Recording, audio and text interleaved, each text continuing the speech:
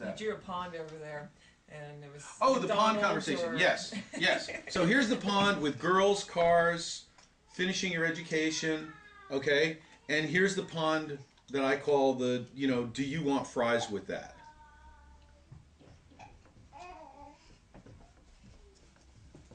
And anybody can qualify for this pond.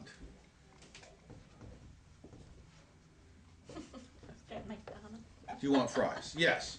Now, for a 17-year-old kid or 18-year-old kid who's just getting in the job force or getting back, or maybe some poor retired guy who's not going to go back to work for us and just wants something part-time or something like that, or needs a couple of bucks, there's nothing dishonorable here. Right. But if you're an intelligent guy, 35 years old, this is not the pond you want to be playing in. Right. It's just, it's small. It's small. You may be able to afford a small apartment. You may be able to drive a small car. You maybe have a small girlfriend or something. I don't, it's just a small, you don't go on vacations. You don't go skiing in Aspen or wherever. It's a very, very small pond. It's okay for some people, but for someone with his possibility, with his intelligence, he's not going to be happy there. Yeah. So that's a really good conversation to have, is Right. what playground does he want to have when he's 25 or 35? Right.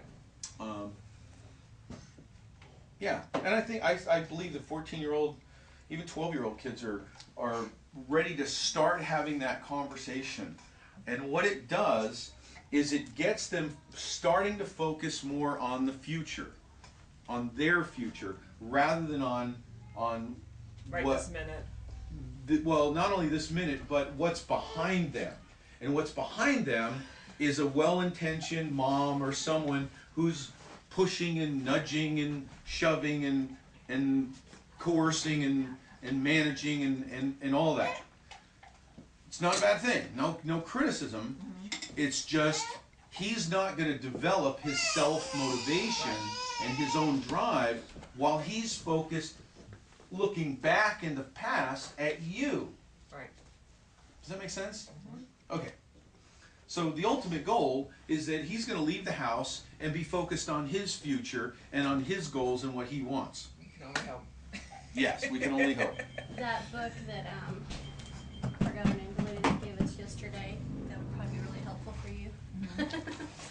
It's the transition booklet. Oh, yeah.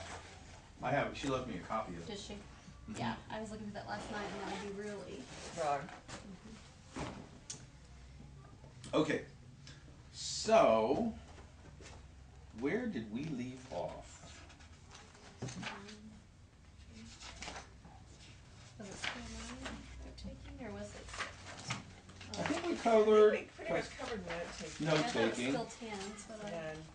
And The thing is, what you want to be left with is this, and this is for this group of guys. This isn't for normal kids that really love to write things down and they relate to the words. They really love reading their notes and writing their notes and all that. We don't want any of that. So we want an 8.5 by 11 piece of paper. The title of the chapter. We want Indians, acorns, grinding rocks, tectonic plates.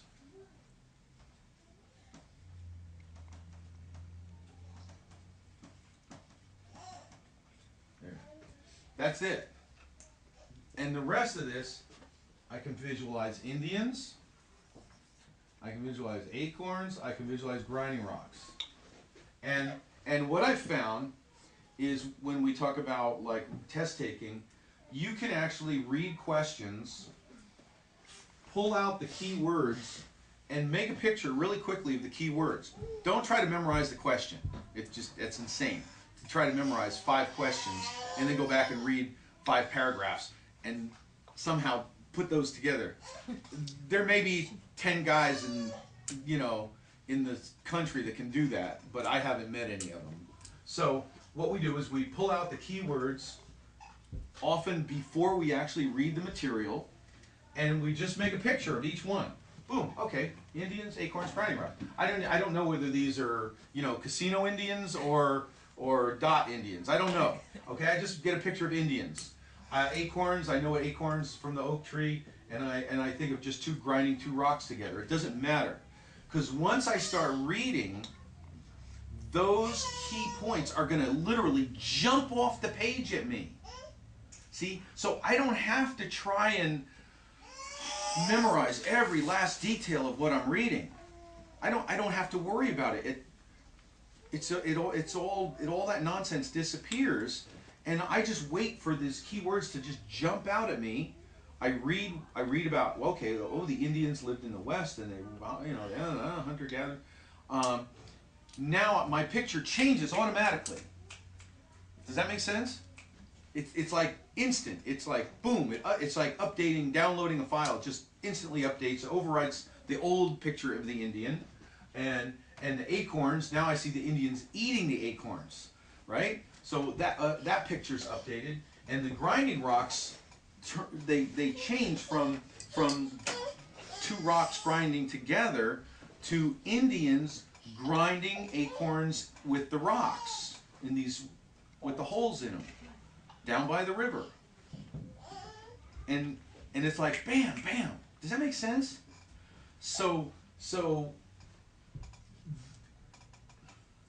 there's just something that the way we're wired up, and I'm not even going to try to explain it. I just know that to create a new concept, to install a brand new concept into your brain can be a lot of work and a lot of time, and your brain has to do a lot of things to make that happen. But to make a picture of something you already know about, and then to change that picture with some new information, is so unbelievably fast that it's not funny. And this is the way to totally transform his view of learning, to show him that he can study for 20 minutes and pass any test on the planet. That's cool. Any subject, it doesn't matter. There's some variations between say chemistry and biology, as opposed to a story type of thing like history. But you know what? We'll talk about it a little bit, but it's not a huge thing. The principle is still the same. So that's I think that is enough on note taking, right? We got that one. Good. Okay. Bubble notes for professors that can't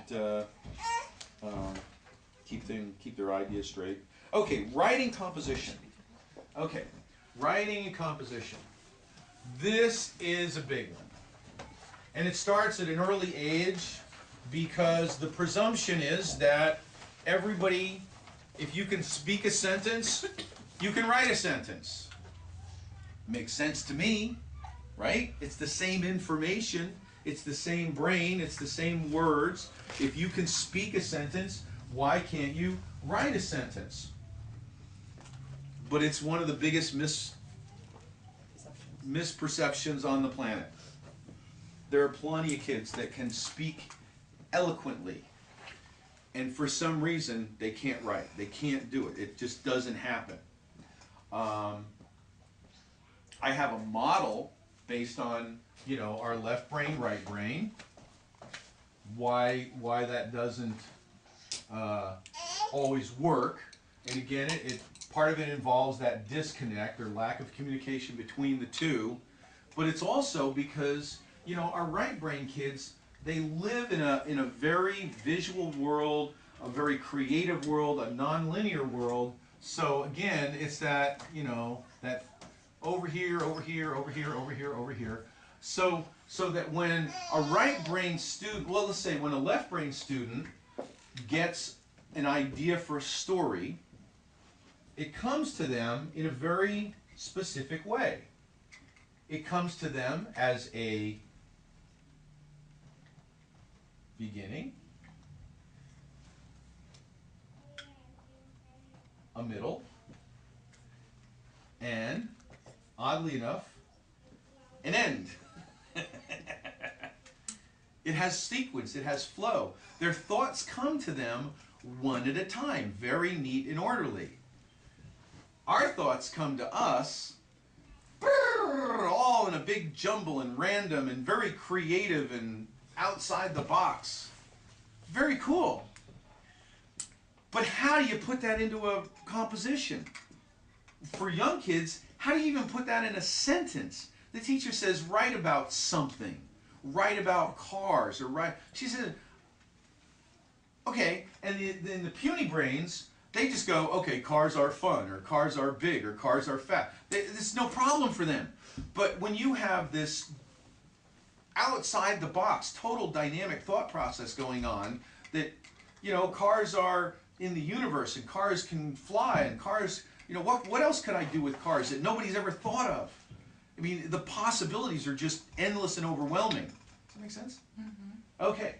So if you have a very, very young student, he may need someone, if we go to page 73, he may need someone to literally point out, here's how you write a sentence. You pick a person, place, or thing, otherwise known as Subject. a noun or subject, and that person, place, or thing is going to do something or have something happen, and it's going to happen to somebody or somewhere or somehow or maybe for some reason. And that's a sentence. And if we do that, if we walk them, if we hold their hand. Now you may have a child that can, you say this to them once and they'll go, oh, okay, thank you, and they'll go do it. You may have another child that says, I don't get it. Okay, so let's pick somebody, Bob. And Bob took a trip. And what did he take a trip? He took a trip on a train. So Bob rode on a train. There you go.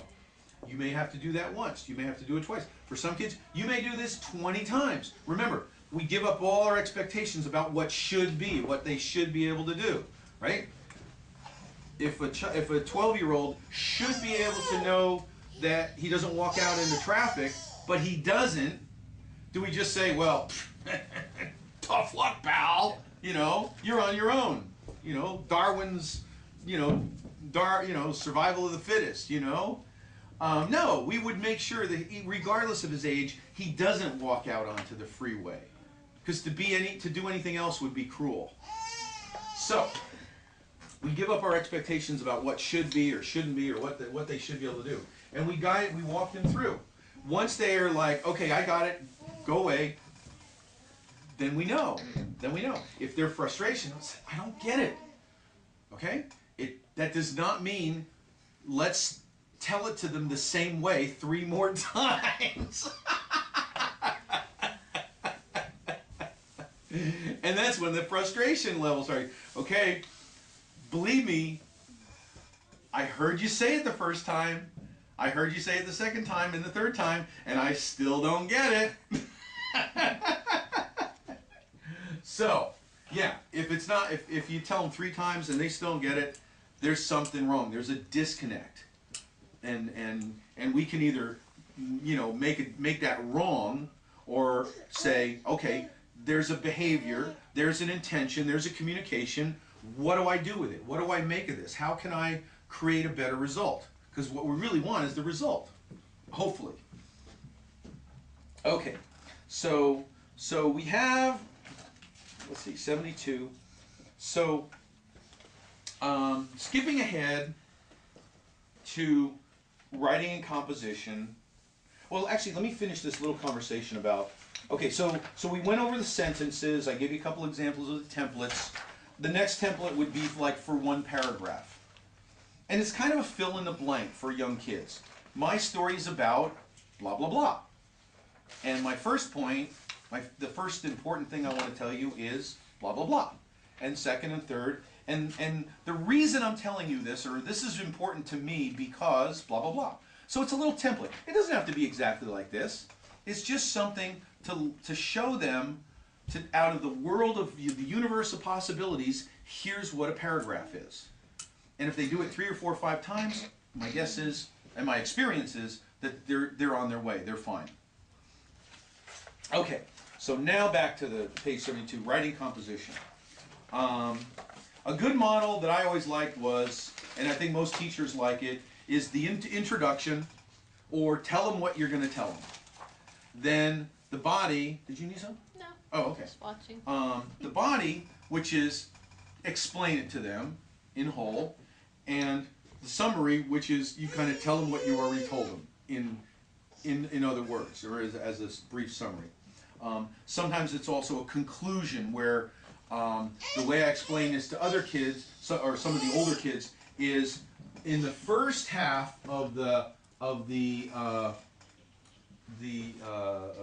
essay, you give your teacher the facts. Okay? Nobody cares what your opinion is. None of your professors will care. Your teachers really don't care what your opinion is unless you give them the facts. Then, once you outline the facts, now you can summarize it with your opinions. So you give them the facts first, then your opinions, usually in the summary. So, how do we figure out what to write? This is often a problem. And the nice thing is that there's a pretty easy way, with a little practice, to figure out what to write. And it's actually, in management circles and some other circles, it's actually a pretty well-known process. NLP, the terminology they use is called chunking up and chunking down. So chunking up is getting more and more abstract, bigger and bigger. Chunking down is getting more and more detail. And depending upon how much you want to write, do you want to write a paragraph, an essay, or a book, lets you know kind of where you need to be in as far as the level of information. So let's say the teacher, let's say you're studying something about society, and the teacher says, well, I want you to pick something in this chapter, or in these chapters, to write about. And it's like social studies. Okay, so if you start right there, without getting in any more detail, you're talking about society. So what he has to write about is somewhere in the domain, something that falls under the domain of society. But obviously he can't write about society. It's too broad. There's too many. You could write 3 books on society. So the question is, in order to chunk down, we ask ourselves, what is a particular thing or example or a part of society that you could write about? Anybody?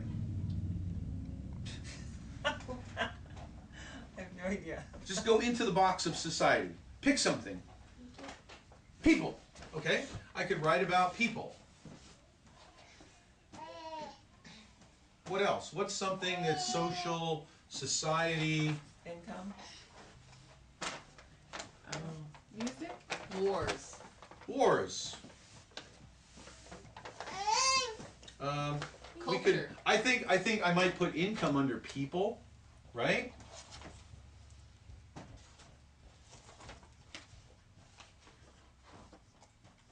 What's that? Cultures. Like different Cultures. For different lifestyles. Different cultures. What about art and music? Mm-hmm. We have, yeah, we could write about, let's see. Art and music would go under cultures. Yeah, you could put that up. You could put that under cultures. You could write art, music, Family structures, or family. But do you see how I'm getting smaller and smaller? What are some particular people that we could write about to go a different way? Christopher Columbus. Columbus, there you go.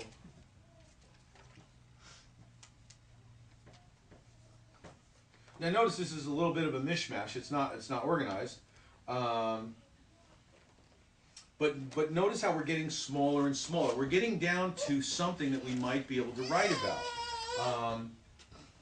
How about music? If we take music apart, we could have classical,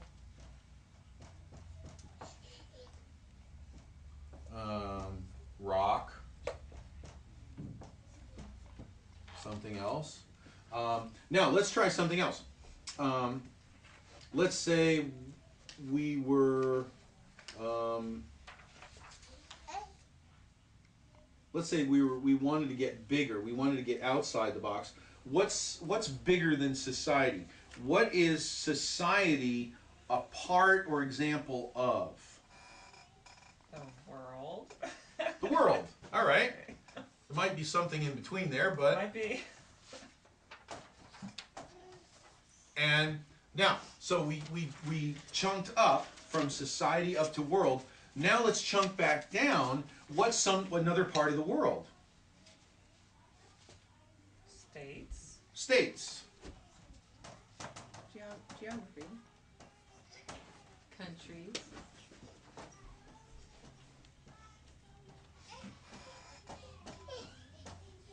Okay, so, and what's the world a part of? The universe. The universe, yeah. So, notice that if you chunk up enough, you get to everything. And if you get, like, if you took art, you could say, what's art, what's a part of art? Paint. And what's a part of paint? Oil. And what's a part of oil? Or you could chunk back up. Where does oil come from? The Middle East. Dubai. What else does Dubai have? Camel milk. Does that make sense? And oil is made up of chemicals, and some of those chemicals have molecules, and the molecules have atoms, right? Does that make sense? That makes sense. How is this helpful? I'm feeling. Okay. I'm going Chunking. all over the place Right. here to show that basically by chunking up, getting more general, and getting more specific, chunking down, you can get to various levels of information. So when you look at your template here for writing a composition, you'll notice that it really takes in about, including your main point, or the premise of your story, Yeah. your main points and the details. Right. It covers 3 levels of abstraction. Right. So if you wanted to write about society, it would be inappropriate to talk about the molecules in the oil, in the paint, in the art, and the culture. Right. You see how that's too far away? Right. You want to keep your essay within like 2 or 3 levels of On topic. abstraction. Yes. Right. So, what the first exercise is just to basically arrive at an approximate level of abstraction that's appropriate to the size of your essay. Okay?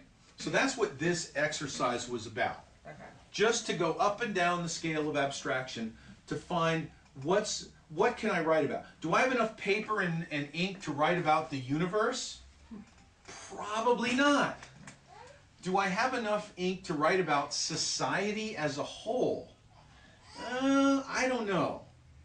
Do I have enough ink to write about 3 people? Christopher Columbus, Isaac Newton, and Muhammad Ali. I don't know. Whatever reason. Okay? But if I'm writing about society or wars, maybe I'll pick 3 wars. Or maybe I'll pick a certain war. I'll pick World War II. And maybe I'll pick a battle of World War II. See? That would be appropriate to an essay. Right.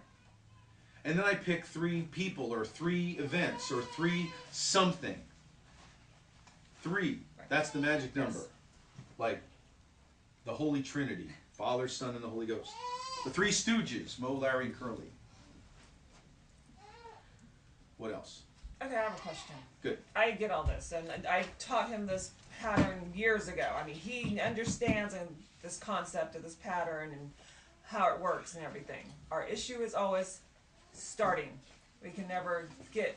I have to like basically feed him his information. I mean, we both read whatever the book was or whatever we had to write about, and so this way I know all about it, so that I can help, remind him what he's read. Because he never remembers anything until we start discussing again. Oh yeah. Well, and that's why while he's reading, do the he should picture be thing in doing his the head. picture thing. Right. Every, let's say once or twice a page, he writes down somebody's name.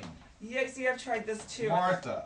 He is or very New Jersey. resistant to this idea. I've tried during that of, okay, look, let's discuss what we just read, and he'll verbally discuss it. He's a little annoyed, but he'll do it verbally, discuss it with me. But the idea of stopping and writing down anything is just. Yeah, I well, mean, that's a tough one. It's a tough really one, And when you have a client, you're gonna have a hard decision to make, and I have no problems of sitting at this desk. I look right across the table. Are you willing to make some changes? Are you willing to do what it takes to get back on track and to get back on task and to get the grades and get your teachers off your back and get your mother off your back and get her to stop nagging, following around like a little puppy? Do you want to get your homework done, get the good grade, and move on? Or not? Right. Because I don't want to waste my time. I've given up clients because of that. Because the guy goes, I don't know, I don't think so. I want to be right. I want to do it my way. Right. And that's tough to Right. get past. But I think that's why it's important to go back to the conversation you started about the pond Right, and do you want right. fries with that? He did finish that conversation. Yeah. to go But I on, but think- yes. So, and we will be talking Right. about motivation. Okay. Different, how to look at motivation and But before you start any of this other stuff, if you have that conversation first, Right, and maybe then you have remind them of something to that, build too. on. Right. Because otherwise, it's just one more thing my mom's trying to get Right, me to do. right. And yeah, it can't be about you. Right. It cannot be about Right. you. It's got to be about him. Him. If- What does he want? if you just make 1,000,000 copies of this and you say, all right, here's the thing, one word. All you need is one word. Right. And I know you can do it on, by yourself. And here's what you said your goals were. So if you say you don't want to do it, look here, we wrote down your goals. Does that fall in line with that? Because you said that's what you wanted. Or does Right. that fall in line with the do you want fries with that? Right. Because it That's may where it's seem like a going. small decision Exactly. now, but all those small decisions add up. Right. So, because you said he's what, 14? Just turned 14, yeah. He's old enough to look at Yes. those kind of Yeah. decisions. When they're 7, that's a little It's a harder. little far away, right. But when you're right. 14 and you're Right. looking at It's 2 around the years as corner. driving, It's- yeah. and Yeah. and in order to drive, here are the requirements. Yeah. Which they keep changing them like every year. I mean, so. Well, but you know what though? There's a certain grade point average that you get much better insurance Right. rates and things like that, All and that, that yes. doesn't change. Right. So their parents the that rule in our require house it. is 3.0. Yeah. If you don't have a 3.0, you don't drive. Right. Not until you're 8 or 21 or whatever. So, Because, especially because our oldest ones are boys. Check Yeah. into those rates. Our boys actually got online and started getting Yes. quotes. They're like, wow. Yeah. Yeah. Yeah. Well, even my daughter, it was like, wow, and she was a good student and a good kid, and but so yeah, it was. So to bring it off of it's about the assignment and make it about something bigger, and then let it be up to him. Right. when the child is, let's say, 5, okay, you can almost motivate the 100% with mommy's approval and praise and positive reinforcement. Okay? By the time they're, 6. so here's 5 and here's 17, here's the percentage that'll motivate based on mom's reinforcement. Yeah. They're inversely proportional. And that's as it should be. He's like right close to becoming the person. Independent, yeah. So he's got to find his own person. That's really my main goal. I don't see it ever happening at this point. I'm really hoping that this helps, Well, the important thing is if he doesn't see it happening, then why bother? Right. But he does talk about when I get older and I get this and I move out and I do this. So, I mean, he does think that will happen at some time in his life, which is good. Not that I'm just going to live here forever, Mom. And so at least I have that for it. Yeah. So, encouragement is still good. I mean, there's no question it's good at any age. It just doesn't have the same effect as when they were little. No. More and more, it's going to be coming from inside him. What does he want? What is his intention? And he's going to have to decide for himself. Right. Really. And crutches, too. There's a lot of habit there that he's going to have to kind of get over to stand on his own 2 feet. And that can be hard for mom, too. Yeah. To let go of those. It's not hard for me to let go now. I've been trying for years. When his sister was this age, she did everything for herself by now. I mean, I didn't boot her out or not, but I just had her self-sufficient, and God, we're so far from that. He can't even make a peanut butter and jelly sandwich on his own. I mean, it's just ridiculous. He just doesn't have. He doesn't choose to. And that could be, if he and wants really, I'm pretty sure he would starve. I'm pretty sure they haven't eaten all weekend while I've been gone. Him and his father both are just pathetic. Anything that takes effort is like, oh my God, really? I have to lay the bread out and then spread it? But if you didn't do it, would they just do it? No, they will just not eat. Well, his dad will just go buy something, but I mean... They won't die of starvation. I really highly doubt that. I mean, seriously, if I'm gone for a week, I know what things are going to be eaten in the house. And it's totally different than when I'm there. But they're not going to starve. I mean, in our house, by the time you're in 3rd grade, I no longer cook breakfast for you. Yeah. It was a lot like that with my daughter. Yeah. It's not my job. So you need to find something that you're willing to cook for yourself. It usually starts out with eggs. And that's it. But you're required to eat breakfast. Yes. You have to figure that out. And it's just a gradual step process. But I have one that he's in 3rd grade right now. And it's really really? Yeah. Okay, we got 30 pages to get through. Okay, sorry. I do need to move on. Okay, so the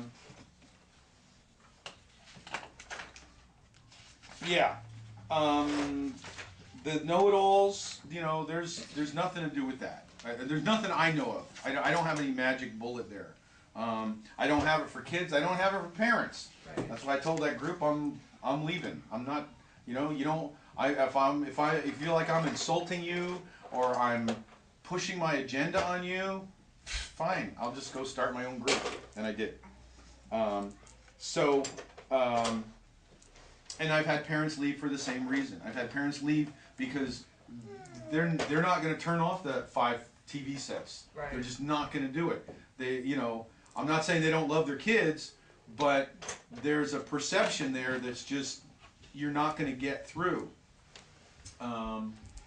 So what I am saying though is the best ammunition you have is to get around the table and sit next to him and say, sweetie, how can I help you? What is it you want? Because you're struggling here. And that's my perception. Do you agree with that? Don't even presume that, Right.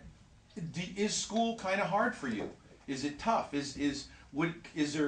Are you willing to maybe change a little bit, just a little bit, to see if we can make things easier?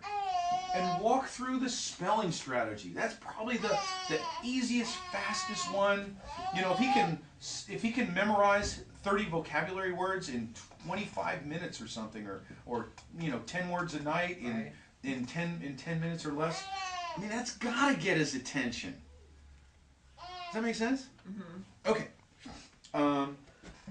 And hopefully, you know, like a lot of my guys, he'll find that. I mean, I have guys, they will not start their homework until they juggle. Right. They won't. And even some of the little kids, Mom, where's my exercises? We can't go yet. I haven't done my cross crawls. And they feel it. And part of it maybe they feel it. The other part is just that whole routine. They get the routine in their head, and that's it. Now it's the law. Yes. So, a lot of guys. I've had teachers copy this. I mean, I didn't invent this. No, I've known that forever, and I've you know, always taught my kids that, and yeah. But the biggest disservice that I think a lot of teachers do is they say, just, you know, write me an essay. They want a rough draft. Everybody wants a rough draft. That is the worst thing ever for us. But the problem is, what happens when you're creative and you just kind of take a stab at a rough draft? You put, gosh, if you're like one of us, you could spend an hour, half an hour easy writing a rough draft. But it's going to be nonsense. It's going to be disorganized. It's going to go off on different, you know, different tangents. Okay, and the teacher's going to take one look at it and go, no, you can't do this. You got to move this around, and we need to do this. We need to do that. So basically, what he sees is start over. He sees, okay, I just spent a half an hour, and she just went. Yeah, exactly. Yeah. You know?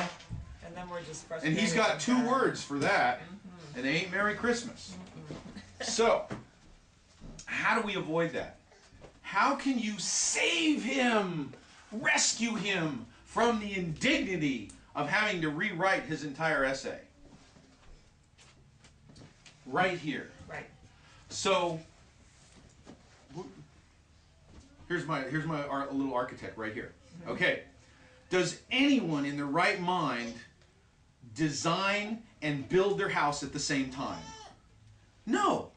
No. It would be crazy. You'd wind up just like that. You'd crumple it up and have to start over and over again. What do? You design it.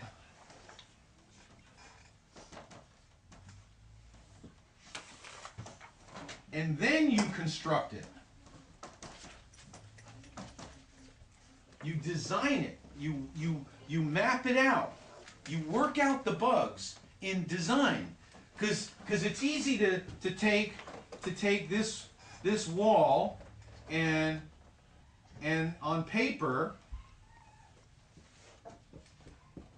put a door in it. And it's easy on paper to take that door out and to move it over here. That's easy to do in design. But once you start pouring things and concrete and, you know, and wood and banging nails together, that becomes a lot of work. Once you, in fact, even in architecture, once you get to construction drawings and you've got everything dimensioned and, you know, your engineer has worked out the shear panels and everything like that, it almost takes on a life of its own, and you don't want to change it. So certainly in construction, it starts to get expensive. The further down you go, the further along the construction process you go, the more expensive it makes to make changes. The more dollars you spend to make a change. So the more we wait to figure something out in our essay, the more effort it's going to take to change it. So let's design our essay. Let's flesh it out first with very few words. Very few words. And what do we have to work with? What have we been learning to work with from day one now in this? But keywords, spelling words, vocabulary words. One word with a picture. One word with a picture. Right? Keywords, trigger words. So let's do the process. We've been taking either lectures or essays or books or reading, and we're pulling the keywords out. Right? So let's use the keywords to start building back the essay in our own words. There's another funny thing that happens for us. And again, don't ask me why. I don't know. I just know it's true for me and almost every other high visual ADD or type of him. Okay? Once I hear something or read something, it kind of, in a weird way, it gets stuck in my head. And the only way I can express that is by repeating it. Mm-hmm.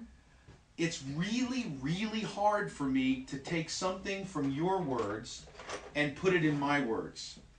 And I went through all high school and grammar school like this close to plagiarizing. I mean, it was always like I'd change a word here and flip the sentence around and put it over there. But I was always right on the edge of plagiarizing. Not always, but a lot of the time. For some reason, it's hard to go from let's say, their words, and to kind of get that out of my head and come over here to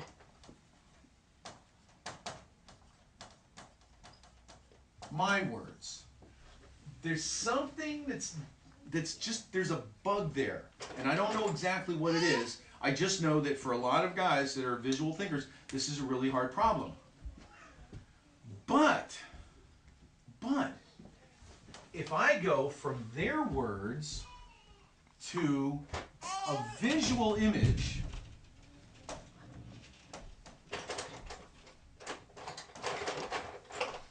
with just one or two trigger words, I leave the structure, I leave the sentences, I leave the grammar and all that behind. And all I have left is my trigger word and a picture.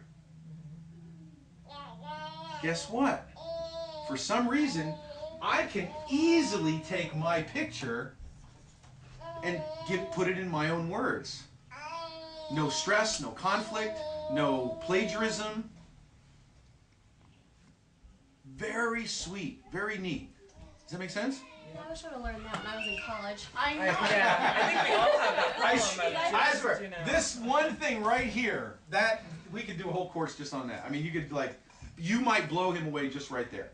Show him how to do that, to get off of the plagiarism, to easily summarize, and they having a party in there or something? They are. Wow. They didn't even invite us. That's Just awesome.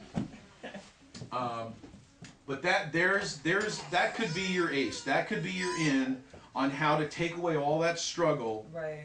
And that's probably the one thing that was missing in your little deal Right. there. Yeah, in the I definitely mechanics. didn't do that. And I'm So- just as bad as you when I read something, unless it's something I'm really interested in, I'm just rewording what they already. Yes. I mean, we all do that, but yeah.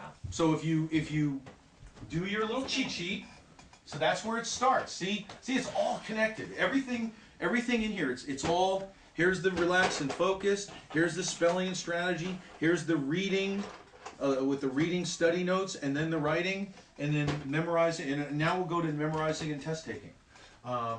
So that little cheat sheet, where we start with our key words, and the beauty is he's not going to remember their words. He's really not. It's almost impossible. Because then he has his own story in his head with his own picture, so it's described in a different way. And it goes right to your words. But the way to get here, what do? We start with the key words again. And we just fill in the blanks in that little summary, that little format there. Now, we're already saving him 80% of his rewrite time right here, just on this. You want to save him the last 20%? Get rid of it altogether so he will never have to rewrite it from his rough draft? Give this to the teacher. Let the teacher look at it and say, am I on the right track here? Is this what we're looking for? Right. I mean, unless the guy's a total dick, okay? Sometimes they are. And sometimes they are. But really, unless the guy's a dick, he's going to say, wow, where'd you come up with something like that? That's what he's who's this Gerald guy? But I actually have had teachers copy this. Yeah. I've had. Yeah, because some or teachers don't rework know it. that for whatever reason. I don't know It's- where I learned it's it, but gotten I've lost. always passed it on to my kids, and it's just so simplistic and to the point. And once you know that formula, it's never difficult. So once he does this, he writes out, and then like I said, everything then above you this. put it into complete sentences and fill in the detail with the keywords and. So what have you got? Together. You've got grammar, you've got punctuation and spelling. That's Right. it. That's about all you're going to change in your final draft. Who's not going to love that? Because he's going to go through the exercise anyway. He's Right. going to do it. He's going to hate it. He's going to have to rewrite it. There's no way around it in order to get a semi-decent grade. Right. Or you spend 10 minutes on this and spend 30 minutes less Right. writing and rewriting. Yeah.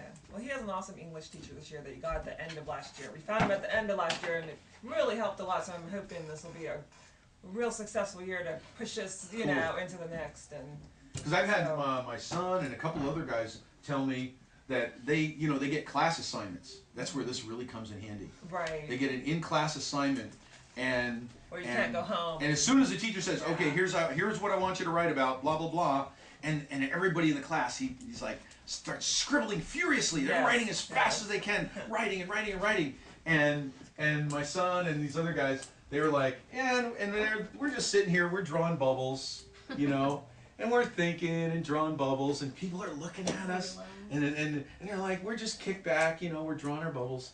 And after about 5 minutes or so, we move things around. Oh, no, put this over here and this. Okay. And you decide you like it. And then it's like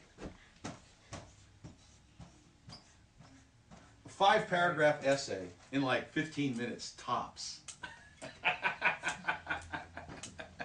And it's like an A+ paper too. You follow, I mean, because the teachers Right. love this format. Yes. They Yeah. love this format. And it's like you're in. It's like Yeah. you just like, ah. So, anyway, does that make sense?